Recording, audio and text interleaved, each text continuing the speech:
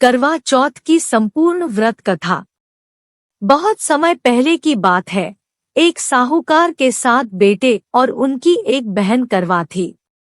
सभी सातों भाई अपनी बहन से बहुत प्यार करते थे, यहाँ तक कि वे पहले उसे खाना खिलाते और बाद में स्वयं खाते थे।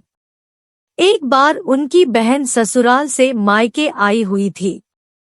शाम को भाई जब अपना व्यापार व्यवसाय बंद कर घर आए तो देखा उनकी बहन बहुत व्याकुल थी।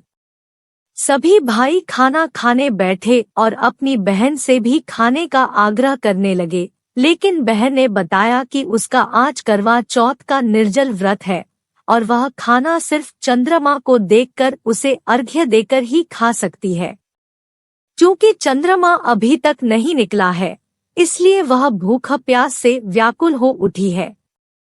सबसे छोटे भाई को अपनी बहन की हालत देखी नहीं जाती और वह दूर पीपल के पेड़ पर एक दीपक जलाकर चलनी की ओट में रख देता है। दूर से देखने पर वह ऐसा प्रतीत होता है कि जैसे चतुर्थी का चांद उदित हो रहा हो।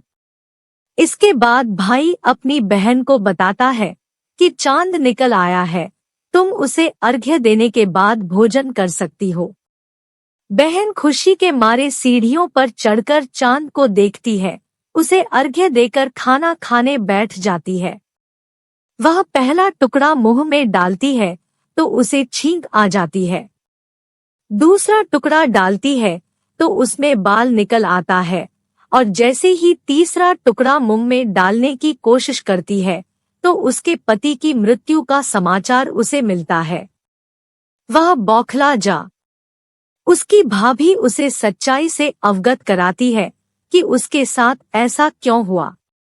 करवा चौथ का व्रत गलत तरीके से टूटने के कारण देवता उससे नाराज हो गए हैं और उन्होंने ऐसा किया है। सच्चाई जानने के बाद करवा निश्चय करती है कि वह अपने पति का अंतिम संस्कार नहीं होने देगी और अपने सतीव से उन्हें पुनर्जीवन दिलाकर रहेगी। वह पूरे 1 साल तक अपने पति के शव के पास बैठी रहती है, उसकी देखभाल करती है। उसके ऊपर उगने वाली सुईनुमा घास को वह एकत्रित करती जाती है। 1 साल बाद फिर करवा चौथ का दिन आता है। उसकी सभी भाभियां करवा चौथ का व्रत रखती हैं। जब भाभियां उससे आशीर्वाद लेने आती है तो वह प्रत्येक भाभी से यम सुई ले लो, ये सुई दे दो, मुझे भी अपनी जैसी सुहागिन बना दो, ऐसा आग्रह करती है। लेकिन हर बार भाभी उसे अगली भाभी से आग्रह करने का कह चली जाती है। इस प्रकार जब 6ठे नंबर की भाभी आती है तो करवा उससे भी यही बात दोहराती है। यह भाभी उसे बताती है कि चूंकि सबसे छोटे भाई की वजह से उसका व्रत टूटा था उसकी पत्नी में ही शक्ति है कि वह तुम्हारे पति को दोबारा जीवित कर सकती है। इसलिए जब वह आए तो तुम उसे पकड़ लेना और जब तक वह तुम्हारे पति को जिंदा न कर दे उसे नहीं छोड़ना। ऐसा कहकर वह चली जाती है। सबसे अंत में छोटी भाभी आती है। करवा उनसे भी सुहागिन बनने का आग्रह करती है, लेकिन वह टालमटोली करने लगती है। इसे देख करवा उन्हें जोर से पकड़ लेती है और अपने सुहाग को जिंदा करने के लिए कहती है। भाभी उससे छुड़ाने के लिए नोचती है, खसोटती है, लेकिन करवा नहीं छोड़ती है।